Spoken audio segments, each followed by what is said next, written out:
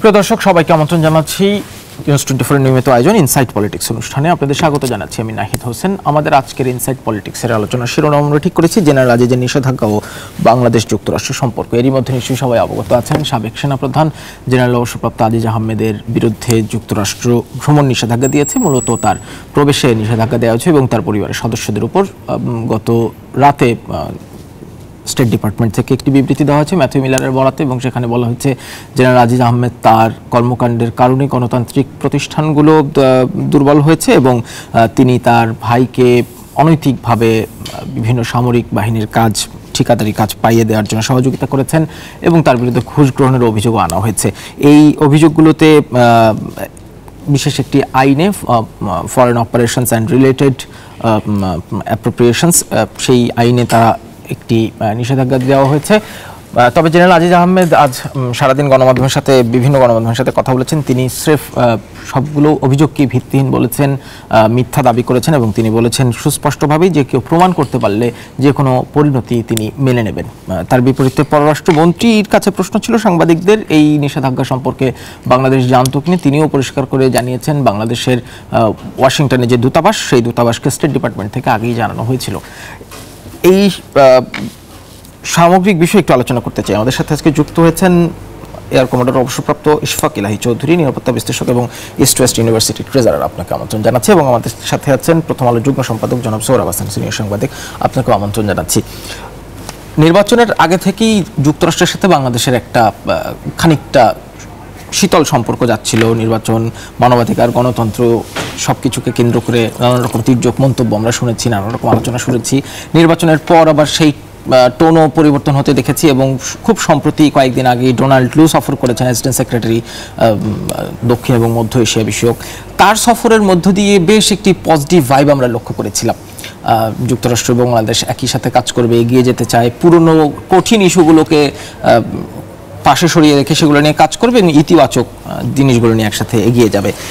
এইরকম একটি positive vibe যখন ছড়ালো তার ঠিক কয়েকদিনের মাথাতেই সাবেক একজন সেনাপ্রধানের এই নিষেধাজ্ঞা কি বার্তা দেয় আসলে এইরকম একটি নিষেধাজ্ঞার ঘোষণা এবং তার যে ল্যাঙ্গুয়েজ, এটি কি আসলে শুধুমাত্র একজন জেনারেল আজিজ সম্পর্কে এই নিষেধাজ্ঞা নাকি এটি সামগ্রিকভাবে বাংলাদেশকেও খানিকটা ভিন্নভাবে চিত্রিত করে? একটু কমরেড ইশফাক ইলাহি চৌধুরী, আপনি শুরু করুন। প্রথমত ডোনাল্ড লুর সফরের সময় পরিষ্কার হয়েছে যে আমরা অতীতকে পিছনে ফেলে বাংলাদেশ সরকার সাথে এবং বাংলাদেশের সাথে তারা সম্পর্ক এগিয়ে নিয়ে যেতে চায়, এবং সেটা অর্থনৈতিক ক্ষেত্রে হোক, শিক্ষা, সংস্কৃতি, নানান বিষয়ে, এবং টেকনোলজি ট্রান্সফার, মডার্ন ইনভেস্টমেন্ট, এগুলো সব ক্ষেত্রেই মার্কিন যুক্তরাষ্ট্র তার পজিটিভ ইয়েটা দেখিয়েছে। এখন যে ভিসার ব্যাপারে যেটা আসছে, পররাষ্ট্রমন্ত্রী তো বললেন যে তারা জানতেন। তো এখন কথা হচ্ছে ভিসা হচ্ছে প্রত্যেকটা দেশের তার সার্বভৌম অধিকার। আপনাকে কোনো কারণ দর্শানো ছাড়াও তো ভিসা রিজেক্ট হতে পারে। একজন ভিসা অফিসার মনে করে যে আমি মনে করি আপনি ফেরত আসবেন না, আপনি ওখানে রাজনৈতিক আশ্রয় প্রার্থী, বা ওখানে বলার দরকার নেই, আমি মনে করি আপনি ফেরত আসবেন না, রিজেক্ট করে দিতে পারে। আমাদের অনেক স্টুডেন্ট ভিসা অ্যাপ্লাই করে পায় না, ট্রাভেলার্স ভিসা ব্যবসায়ীরা পায় না। তবে এখানে যেটা হয়েছে সেটা তো ধরুন আপনার তারা কতগুলো কারণ দেখিয়েছে। তবে এখানে উনিও যেটা ডিফেন্ড করেছেন যে কথা হচ্ছে যে একজনকে আপনি অ্যাকিউজ করতে পারেন না, মানে দোষী সাব্যস্ত হতে পারে যতক্ষণ পর্যন্ত তাকে তার ডিফেন্ড করার যদি অধিকার তার না থাকে। তো এখানে তো একতরফা তাদের দৃষ্টিতে মনে হয়েছে, তারা কখনো জেনারেলকে জিজ্ঞেস করেনি, আমি যতদূর জানি জিজ্ঞেস করেনি যে আপনার বিরুদ্ধে এই অভিযোগ আছে, আপনি কি বলতে চান। তো সেটা যেটা হয়েছে ডেফিনেটলি বাংলাদেশের জন্য একটা ইমেজ সংকট আমি বলবো। তবে এর আগেও তো আপনার র্যাবের উপরে হয়েছে, র্যাবের কিছু ব্যক্তিত্ব যারা কর্তৃত্বে ছিলেন তাদের উপরে হয়েছে, এমনকি অঘোষিতভাবে বাংলাদেশ সেনাবাহিনীর অনেকেরই ধরেন আপনার যারা পার্বত্য চট্টগ্রামে কাজ করেছে তাদেরও অনেকের ক্ষেত্রে ভিসা নাকচ হয়ে যায়। আমি নিজে যখন এয়ারফোর্সে ছিলাম, আমাকে সমস্ত ইতিহাস বলতে হয়, আমি কোথায় কোথায় ছিলাম, কত সাল থেকে কত সাল পর্যন্ত ছিলাম। সেটা যুক্তরাজ্যের ক্ষেত্রে হয়, কানাডার ক্ষেত্রে হয়েছে, আমি মার্কিন যুক্তরাষ্ট্রের ক্ষেত্রে হয়েছে, এমনকি ভারতে এমনকি মানে সরকারি বা আধা সরকারি কোনো ইয়েতে আপনি যেতে হলে, সেনাবাহিনী হলে আপনাকে বলতে হবে এন্টায়ার সার্ভিস হিস্ট্রি, এবং সেই রাষ্ট্রের অধিকার আছে আপনাকে রিফিউজ করার। আমি এই ভারতেই কিছুদিন আগে একটা ভারতীয় সেনাবাহিনীর 50তম, আমাদের যে স্বাধীনতার 50তম ইয়েতে আই ওয়াজ ইনভাইটেড। আমার একটা ভিসা এসে গেল, কিন্তু আমাদের একজন প্রাক্তন সেনা প্রধানের প্রায় আসে না লাস্ট ডেতে তারটা আসলো। এখন সেটার কোনো এক্সপ্লেনেশন নাই যে ভারতীয় সেনাবাহিনী দাওয়াত করেছে বাংলাদেশে এবং উনি একটা মুক্তিযোদ্ধা, কিন্তু কেন করলো না? তো এটা হোম অ্যাফেয়ার্স, তারা বলে যে আমরা জানি না। তো এখানে যেটা হয়েছে, ডেফিনেটলি এটা একটা সামথিং টু ডু, মানে আমাদের চিন্তার বিষয়। তবে আমি আশা করব যে এটা ওই ব্যক্তি বিশেষেই সীমাবদ্ধ থাকবে। বাংলাদেশের যে অর্থনৈতিক, বিশেষ করে অর্থনৈতিক ক্ষেত্রে আমি আশা করছি যে মার্কিন যুক্তরাষ্ট্র থেকে আমাদের ইনভেস্টমেন্ট আরও বাড়বে। আমাদের এক্সপোর্টের যেসব সমস্যা, সেগুলো আমার মনে হয় এগুলো উত্তরণ এখন সময় আসছে। আজকেই পত্রিকায় দেখলাম যে, কারণ চীন থেকে তারা সরে আসছে, এই সুযোগটা কিন্তু অন্যান্য দেশ নিচ্ছে। মেক্সিকো বললাম যে আজকে দেখলাম যে ভীষণভাবে তারা অ্যাট্রাক্ট করছে আমেরিকান ইনভেস্টমেন্ট। ভিয়েতনাম তো আছে। তো এখানে বাংলাদেশ শুড অলসো ট্রাই যে আমাদের শুধুমাত্র গার্মেন্টস না, অন্যান্য ক্ষেত্রেও, এবং ওদের ইনভেস্টমেন্ট ইন বাংলাদেশ। তবে যেটা ওই যে অনেক ক্ষেত্রে হয় কি, যে আমরা ফরেন প্রেসক্রিপশনের জন্য অপেক্ষা করি। ধরেন আপনার, যদিও আপনার এটা অনলি ইয়ের কথা বলছেন, জেনারেলের কথা বলছেন, তবে র্যাবের ব্যাপারে দেখেন, আমি কিন্তু এই অনেক চ্যানেলে বলেছি যে এটা যখন প্রথম শুরু হলো খালেদা জিয়া প্রধান বিএনপির সময় থেকে, আমি বলেছি যে বিচার বহির্ভূত হত্যাকাণ্ড দিয়ে কোনোদিন আপনি দেশের আইন শৃঙ্খলা পরিস্থিতির উন্নতি করতে পারবেন না। পৃথিবীর অনেক দেশে এই ধরনের চেষ্টা হয়েছে। ইটস লাইক টেকিং প্যারাসিটামল, এবং মনে করছেন যে আপনার অসুখ ভালো হয়ে যাবে, কিন্তু হবে না, এবং আরও সিরিয়াস। এবং সেটাই কিন্তু বাংলাদেশকে দেখেন এই পুট ইনটু ট্রাবল। এবং যেমন ধরুন, আমি পরিষ্কার বলছি যে আওয়ামী লীগের 96-এর ইয়েতে ছিল, ইলেকশনের আগে ছিল যে আমরা যদি ক্ষমতা যাই এই ধরনের বিচার বহির্ভূত হত্যাকাণ্ড বন্ধ করব, কিন্তু সেটা হয়নি। ওই র্যাব ওইভাবেই ফাংশন করে গেছে। আলটিমেটলি আমরা কি দেখেছি যে নারায়ণগঞ্জের কতজন, 6জন না 7 মার্ডার্স, এবং বাংলাদেশের নানা জায়গায়। এবং শেষ পর্যন্ত হলো কি, আপনার চিরাং হিল ট্রেক্সে, কক্সবাজারে যখন মানে এই ড্রাগ নিয়ে অনেক কথা হয়েছে। আমি বলেছি যে ড্রাগ যদি আপনার, এটা সামাজিক সমস্যা, ড্রাগের জন্য আপনি এই ধরনের কিলিং করে আপনি ড্রাগ শেষ করতে পারবেন না, আরও বাড়বে, এবং এটা আন্ডারগ্রাউন্ড চলে গেছে এবং বেড়েছে। শেষ পর্যন্ত যখন ওই যে আর্মির একজন রিটায়ার্ড মেজর সিনহা কিলিং এর পরে, তো থিংস অল এক্সপ্লোডেড। এবং এই র্যাবের ইয়ের পরে, ওই সিনহার ঘটনা প্লাস এই যে মার্কিন যুক্তরাষ্ট্রের যে স্যাংশনের পরে দেখেন এখন কি দেশে আর তো হচ্ছে। এবং ডোনাল্ড এবারের সফরেও তিনি র্যাবের কার্যক্রমের প্রশংসা করেছেন। না, প্রশংসা করেছেন, কিন্তু তারা বলেছে যে আগের যেসব ঘটনা সেগুলোর তদন্ত করতে হবে, এবং সেগুলো এই যে চাপের মুখে আমরা কাজ করি। IMF এর অনেক কিছু যারা এখন আমরা করছি, যেটা আমাদের অনেক আগে নিজেদের করা উচিত ছিল। আমাদের অর্থনীতিবিদরা বলেছেন এই করতে হবে, কিন্তু আমরা করিনি। যখন IMF আসলো তখন আমরা করলাম, এইটাই খারাপ লাগে আর কি। ধন্যবাদ কমল চৌধুরী। জনাব সোহরাব হাসান, মানে ডোনাল্ড সফরের পর একটা বেশ উচ্ছ্বাস দেখা গিয়েছিল সরকারের মধ্যে বাংলাদেশ ও যুক্তরাষ্ট্র বাংলাদেশের সম্পর্ক নিয়ে, যেটি নির্বাচনের আগে থেকে খানিকটা শীতলতা দেখা যাচ্ছিল। কিন্তু তার কয়েকদিনের মাথায় সাবেক একজন সেনাপ্রধানের উপর এই নিষেধাজ্ঞা, যেটি বলা হচ্ছিল যে যুক্তরাষ্ট্র বাংলাদেশ সম্পর্কে অবস্থান পরিবর্তন করেছে, সেই দাবিটাকে কি খানিকটা ক্ষুণ্ণ করে? না, বিষয়টা হচ্ছে যে আমরা অনেক ব্যাপারে খুব সহজে উচ্ছ্বাস প্রকাশ করি বা হতাশা প্রকাশ করি, আবার সবটাই রাজনৈতিকভাবে দেখার কারণেই এটা হচ্ছে। আর যুক্তরাষ্ট্র বাংলাদেশের দ্বিপক্ষীয় সম্পর্ক এক ধরনের টানাপোড়েন যেমন আছে, আবার অগ্রগতিও আছে, এবং সেটি সরকার নির্বিশেষে, যে এই সরকারের আমলেই তা নয়। এই যে আজকে র্যাবের উপর যে নিষেধাজ্ঞা, তো র্যাব তৈরি হয়েছে বিএনপি আমলে, আপনার আইন আর র্যাবের বিরুদ্ধেই তো শুধু বিচার বহির্ভূত হত্যার অভিযোগ না, অন্যান্য আইন শৃঙ্খলা রক্ষাকারী বাহিনীর উপরেও আছে। এখন আর যুক্তরাষ্ট্র যে কোনো বিষয়ে কোনো সিদ্ধান্ত নেওয়ার আগে কিন্তু অনেক পরীক্ষা নিরীক্ষা করে, অনেক যাচাই বাছাই করে অভিযোগ সম্পর্কে। এখন যে বিষয়গুলো এসেছে, বিশেষ করে সাবেক সেনাপ্রধান আজিজ আহমদের বিষয়ে, এটি আমাদের এখানে নানাভাবেই কিন্তু আলোচিত হয়েছে, বিশেষ করে আল জাজিরার ওই রিপোর্টের পর। এখন সরকার সে সময় এই বিষয়টি যদি আমলে নিত, তাহলে হয়তো সরকার যে কোনো অন্যায়ের বিরুদ্ধে যে পদক্ষেপ নিতে অথবা তদন্ত করতে, যে আসলে যে অভিযোগগুলো এসেছে সেটা কতটাই, যেমন এটা তো সত্য, এখন সাবেক সেনাপ্রধান অভিযোগ অস্বীকার করেছেন, যেহেতু সত্য যে তার একজন ভাই মৃত্যুদণ্ড প্রাপ্ত আসামি ছিলেন, তাকে তড়িঘড়ি করে তার কী বলে মৃত্যুদণ্ড মওকুফ করা, এর পিছনে তিনি সেনাপ্রধান থাকতে এটি হয়েছে। সুতরাং স্বাভাবিকভাবে কিন্তু এটি আসে যে তার প্রভাব ছিল কিনা, হ্যাঁ, থাকাটাই স্বাভাবিক। আর তিনি আত্মপক্ষ সবার সমর্থনের সবার অধিকার আছে, কিন্তু সেটি নিজ দেশে বাইরের দেশের ক্ষেত্রে এটি বোধহয় অনেক ক্ষেত্রেই সুযোগ নেই। আবার এসব ভাই যেমন বলেছেন যে ভিসা তো দেওয়ার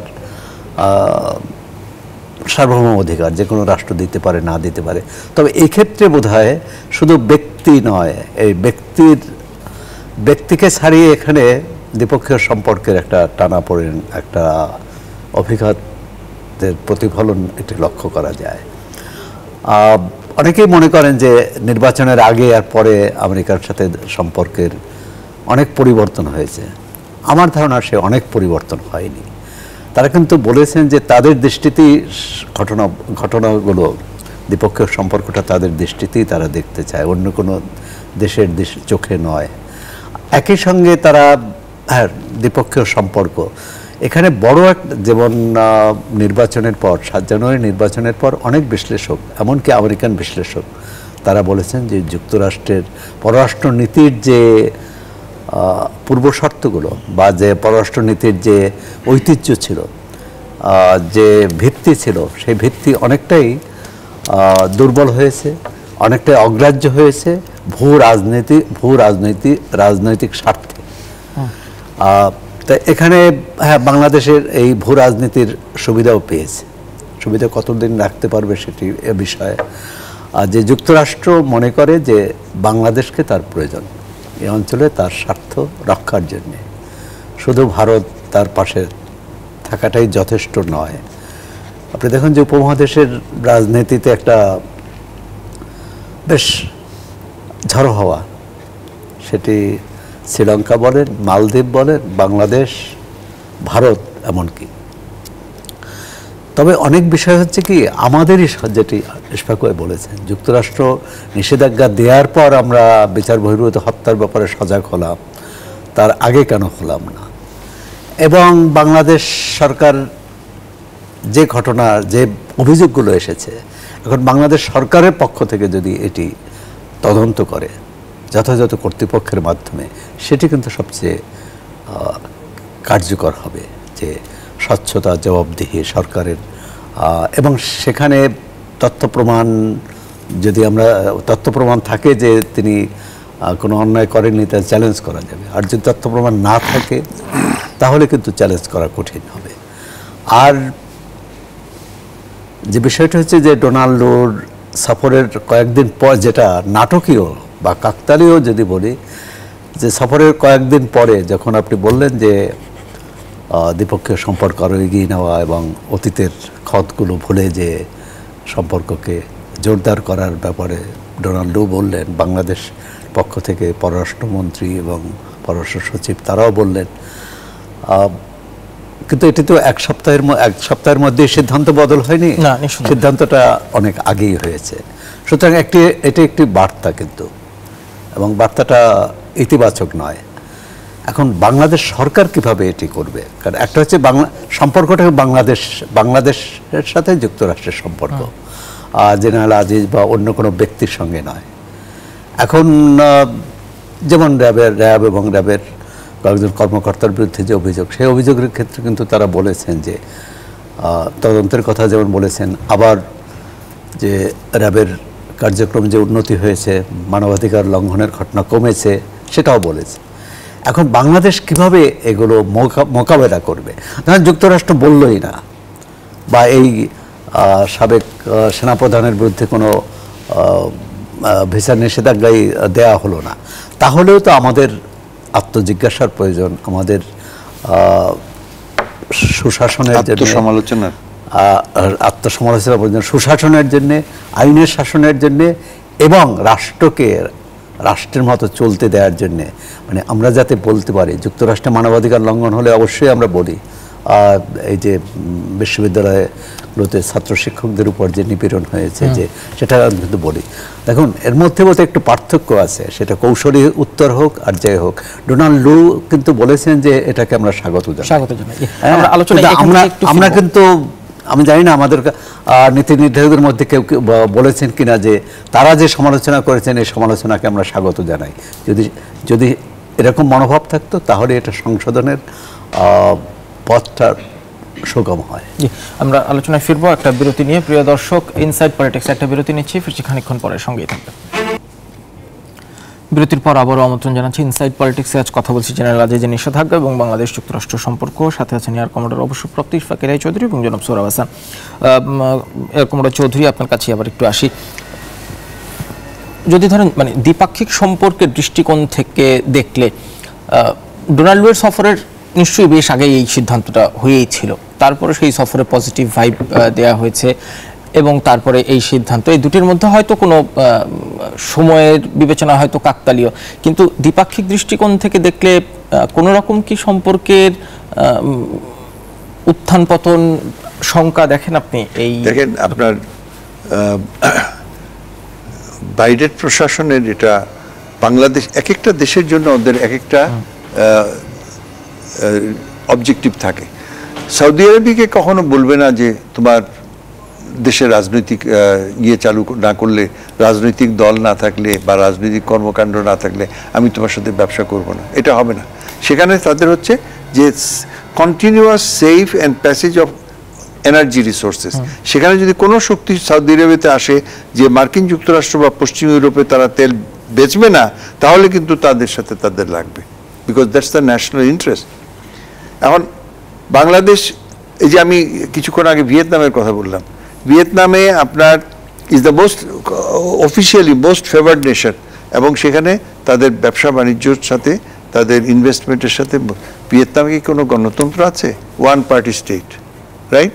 কিন্তু এটাতে তাদের কোনো অসুবিধা নেই, কারণ strategically Vietnam is very important now because to check China. South China সিতে যে ইয়েতে আছে Vietnam, Philippines, Indonesia, Malaysia, this are very important, even Laos, Cambodia. আচ্ছা, বাংলাদেশের জন্য এখানে প্রথম থেকেই তারা বলেছে যে এখানে আমরা গণতন্ত্র চাই, মানবাধিকার চাই, আমাদের ইনভেস্টমেন্টও চাই। সেটা ভারতের ক্ষেত্রেও আছে, ইয়ের ক্ষেত্রে আছে, আবার পাকিস্তানের ক্ষেত্রে ওটা নয়, কারণ Pakistan is a frontier state with Afghanistan এবং রাশিয়া।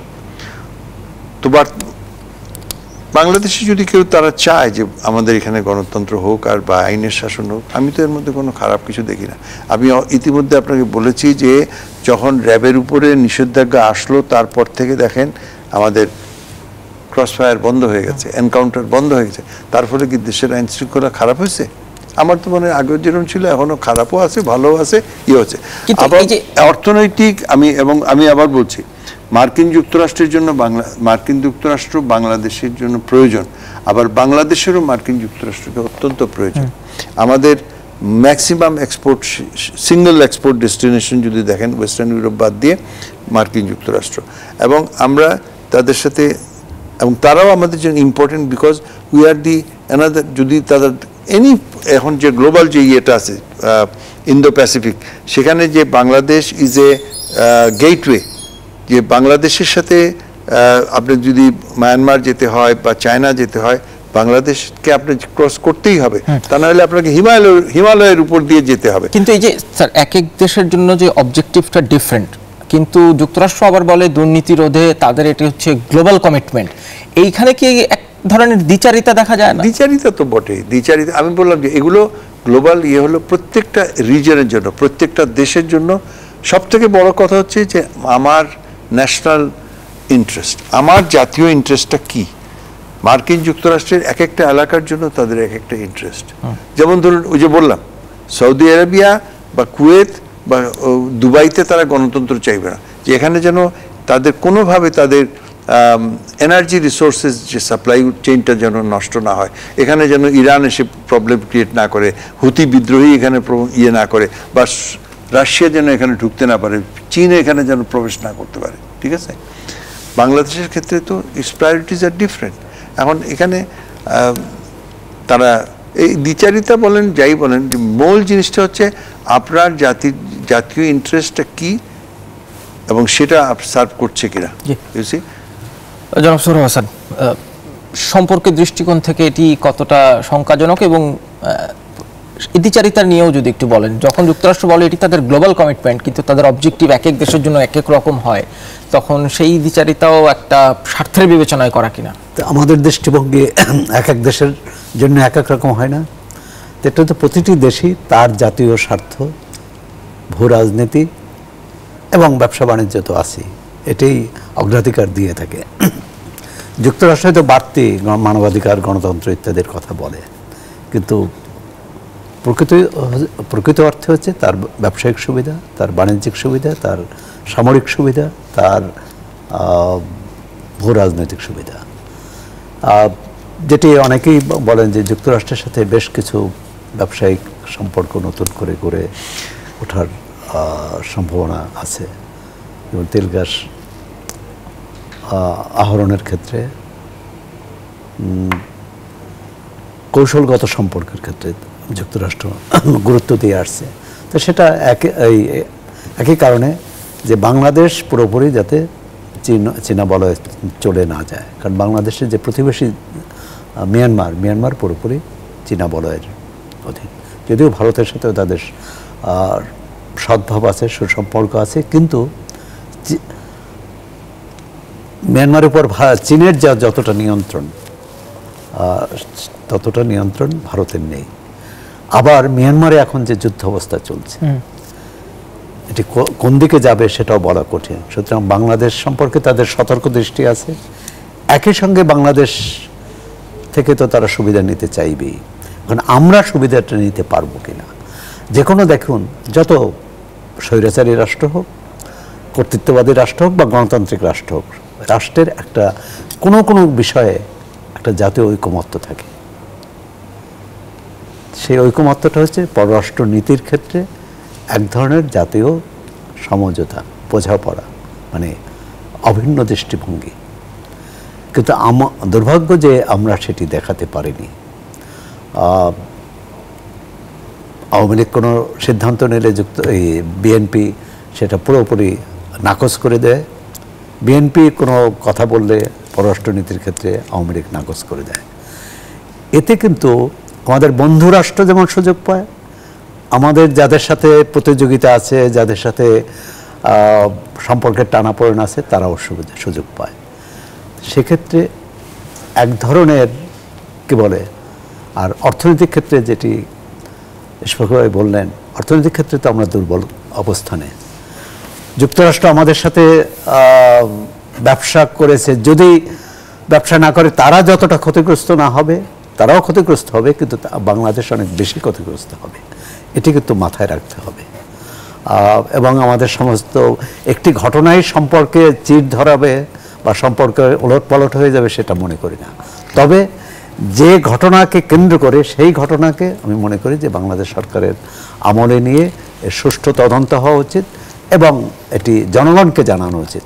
কারণ আমি একটু ইয়েতে ওই যে বললেন যে এমনকি যারা অ্যাপারেন্টলি যারা বন্ধু, তাদেরও কিন্তু অর্থনৈতিক সংঘাত হতে পারে। এই যে ডোনাল্ড লুকে বোয়িং এর কথাটা উনি বললেন, এবং উনি বললেন যে আমাদের বোয়িং এর সাথে দীর্ঘদিন ধরে বাংলাদেশের বিমান সংস্থা কাজ করে যাচ্ছে এবং খুব ভালো রেজাল্ট, মানে উনি আসলে ওই ফ্রান্সের এয়ারবাস বিক্রির প্রচেষ্টাকে মানে তার পক্ষে যদিও দেখেন ফ্রান্স এবং তারা বন্ধু, same side of the story, কোয়াডের সদস্য এবং দিস দ্যাট, এবং চায়না ঠেকাও তারা, কিন্তু এখানে যেখানে বিলিয়ন বিলিয়ন ডলারের ব্যবসা, এখানে কিন্তু তারা দেয়ার কম্পিটিটার্স। তবে যুক্তরাষ্ট্রের যে দ্বিপক্ষীয় সম্পর্কের ক্ষেত্রে যে আমি বলবো যে ডোনাল্ডোর যে ইতিবাচক কথাটি বলছেন, সেটা হচ্ছে যেখানে প্রতিযোগিতা আছে সেখানে স্বাগতিক দেশ দেশের অর্থনীতির জন্য ভালো, ব্যবসা বাণিজ্যের জন্য ভালো, জাতীয় স্বার্থ রক্ষার জন্য ভালো। এবং বাংলাদেশের ক্ষেত্রে সরাসরি তিনি যে কথাটি বলছেন, অর্থাৎ আমরা যাতে চীনের সাথেও আমাদের বন্ধুত্ব থাকবে, যুক্তরাষ্ট্রের সঙ্গেও থাকবে, ভারতের সঙ্গেও থাকবে। তার মানে কি একজন জেনারেল আজিজের উপর এই নিষেধাজ্ঞা শুধুমাত্র ব্যক্তিকেন্দ্রিক না, এটি কি বাংলাদেশকেও একটা বার্তা দেয়া কিনা ভবিষ্যতের বিবেচনায়? এই প্রশ্নটি একটু বিরতির পর করব দুজনের কাছে। প্রিয় দর্শক, ইনসাইড পলিটিক্স একটা বিরতি নিচ্ছি, ফিরছি খানিকক্ষণ পরে, সঙ্গেই থাকবেন। বিরতির পর আবার আমন্ত্রণ জানাচ্ছি ইনসাইড পলিটিক্সে। কথা বলছি জেনারেল আজিজের নিষেধাজ্ঞা এবং বাংলাদেশ যুক্তরাষ্ট্র সম্পর্ক নিয়ে। আমাদের আর 6 মিনিট সময় আছে, একটু ছোট্ট করে ক্লোজিং রিমার্ক শুনতে চাইবো। জনাব সোহরাওয়ার্দী হাসান, আপনার কাছ থেকে একটু শুরু করি। মানে এটি কি শুধুমাত্র একজন ব্যক্তি কেন্দ্রিক কোনো সিদ্ধান্ত না, এটি এক ধরনের রাষ্ট্রীয় বার্তাও আরেকটি রাষ্ট্রের কাছে? না, সব বার্তার মধ্যেই তো রাষ্ট্র যখন রাষ্ট্রকে এক রাষ্ট্রের ভিসা নিষেধাজ্ঞা বা যে কোনো বার্তাই তো আছে, আর তাদের ভিসা নিষেধাজ্ঞা তো রয়েই গেছে। আমি জানি না যে কার উপর করেছে বা করেছে, হ্যাঁ, ভিসা নীতি। বিষয়টা হচ্ছে যে আমরা কিভাবে এটা পরিস্থিতি সামাল দেব। এখন আমরা রাজনীতির মঞ্চে এক ধরনের কথা বলি, আবার দ্বিপক্ষীয় আলোচনা আর এক ধরনের কথা বলি, তো এটাও কিন্তু খুব বলবো যে সুখকর নয়। যুক্তরাষ্ট্র যেটি ইশফাক ভাই বললেন, যুক্তরাষ্ট্রকে আমাদের দরকার, আমাদের বাংলাদেশকেও যুক্তরাষ্ট্রের দরকার, এবং এটা আমাদের স্বার্থেই। আমরা আমাদের স্বার্থের অনুকূলে কতটা সম্পর্ক, দ্বিপক্ষীয় সম্পর্ক বজায় রাখতে পারবো, এবং যে সমস্যাগুলো আছে, যেমন ভারতের সঙ্গে যে আমাদের সমস্যা আছে, ওরকম সমস্যা কিন্তু যুক্তরাষ্ট্রের সঙ্গে নেই। প্রতিবেশী দেশ হিসাবে পানির সমস্যা, সীমান্ত সমস্যা, এগুলো থাকে আছে। যুক্তরাষ্ট্রের সাথে সমস্যা হচ্ছে ব্যবসায়িক সুবিধা আমরা কতটা নিতে পারি। তো সেক্ষেত্রে তাদের আবার কি চাওয়ার, সেটাও আমাদের দেখতে হবে। আবার মানে সবটা হচ্ছে কি, একটা দ্বিপক্ষীয় সম্পর্কের ক্ষেত্রে একটা স্বচ্ছতা থাকা দরকার, যে আমরা কারোর সঙ্গে যুদ্ধ করতে চাই না। যেমন বঙ্গবন্ধু যেটা বলেছেন, সবার সাথে বন্ধুত্ব। তো সবার সাথে বন্ধুত্ব কিন্তু আমার স্বার্থ জলাঞ্জলি দিয়ে নয়। আর রাষ্ট্র তো রাজনীতি পরিচালনা করে, তো রাজনীতির সুস্থ অবস্থা সেটা সবারই কাম্য। নির্বাচন, যুক্তরাষ্ট্র ডোনাল্ডও কিন্তু বলেছেন যে নির্বাচন, মানবাধিকারের ব্যাপারে তাদের যে অবস্থান সেটা অপরিবর্তিত থাকবে। আমাদেরও তাদের ব্যাপারে যেসব কোনো বিষয়ে আপত্তি থাকবে সেটাও থাকবে। তবে এক ধরনের নির্বাচনের আগে তো এক ধরনের বোঝাপড়ার চেষ্টা ছিল। আমি মনে করি বোঝাপড়ার চেষ্টাটা চলতে থাকবে। তাদের অভিযোগ আমরা শুনবো, আমাদের অভিযোগ যাতে তারা শোনে, আর সেভাবেই কূটনীতিকে এগিয়ে নিতে হবে। ধন্যবাদ। কমরেড চৌধুরী, আমি খুব কুইকলি বলে যাব যে 1 নম্বর হচ্ছে আমাদের আভ্যন্তরীণ যে আইনের শাসন, এটাকে কিন্তু আমাদেরকে জোর দিতেই হবে। আইনের শাসন, মানুষ যেন আইনের যেসব ইনস্টিটিউশন আছে সেগুলোর প্রতি রেসপেক্ট আসে, এবং সেটা তখনই হবে যখন পুলিশ প্রশাসন বলুন, র্যাব বলুন, সেনাবাহিনী বলুন, সর্বত্র যেন তারা একটা গণতান্ত্রিক পরিবেশে নিয়ম শৃঙ্খলার ভিতরে যদি তারা কাজ করে, তাহলে সেটা দেশের জন্য ভালো। আর গণতান্ত্রিক ইনস্টিটিউশন যেগুলো আছে, রাজনৈতিক দল, নির্বাচন কমিশন, এবং এই যে সমস্ত প্রসেসটাকে আমাদেরকে যদি স্বচ্ছতা আমরা না আনি, তাহলে কিন্তু আমাদের দেশের জন্য খারাপ, সুতরাং কেবলমাত্র দেশের অভ্যন্তরে না, বাইরেও এটা হবে। আর আমি আরেকটা জিনিস বলতে চাই যে অর্থনীতির ক্ষেত্রে স্বচ্ছতা, সেটা ব্যাংকিং ক্ষেত্রে হোক, ব্যবসা বাণিজ্যের ক্ষেত্রে হোক, আমদানি রপ্তানির ক্ষেত্রে হোক, ট্যাক্সেশনের ক্ষেত্রে, আমরা যদি স্বচ্ছতা আনি তাহলে কিন্তু বিদেশি ইনভেস্টমেন্ট বাড়বে। বিদেশিরা তখন আর লোককে ডাকতে হবে না, তারা নিজেরাই ইনভেস্ট করবে। আজকে দেখেন কম্পেয়ার টু ওদের কথা, ভিয়েতনামের কথা বাদ দিই, ভারতের যে ইনভেস্টমেন্ট, বিদেশি ইনভেস্টমেন্ট আসছে সেটার তুলনায় কিন্তু বাংলাদেশ কিছুই পাচ্ছে না। এমনকি শ্রীলঙ্কাতে এখন বিদেশি ইনভেস্টমেন্ট বাংলাদেশ থেকে অনেক বেশি। তো আমাদের অর্থনৈতিক স্বচ্ছতা, গণতান্ত্রিক ইনস্টিটিউশন বিল্ডিং এবং সর্বোপরি আইনের শাসন, সর্বস্তরে আইনের শাসন প্রতিষ্ঠা, আমার মনে হয় এটা যদি আমরা করি, শুধুমাত্র মার্কিন যুক্তরাষ্ট্র নয়, সারা বিশ্বে আমাদের ইমেজ বাড়বে এবং আমাদের সামনের যেসব অর্থনৈতিক চ্যালেঞ্জ আছে আমাদের অ্যাডমিনিস্ট্রেশন, সেগুলো আমরা মোকাবেলা করতে পারবো আরও ভালোভাবে। ধন্যবাদ এয়ার কমান্ডার অবসরপ্রাপ্ত ইশফাক ইলাহি চৌধুরী এবং জনাব সোহরাব হাসান, আপনাদের দুজনকে অসংখ্য ধন্যবাদ আজকের পর্বে যুক্ত হওয়ার জন্য। প্রিয় দর্শক, এই ছিল আমাদের আজকের ইনসাইট পলিটিক্স। দেখা হবে অন্য পর্বে অন্য অতিথির সাথে। ধন্যবাদ সবাইকে সাথে থাকার জন্য।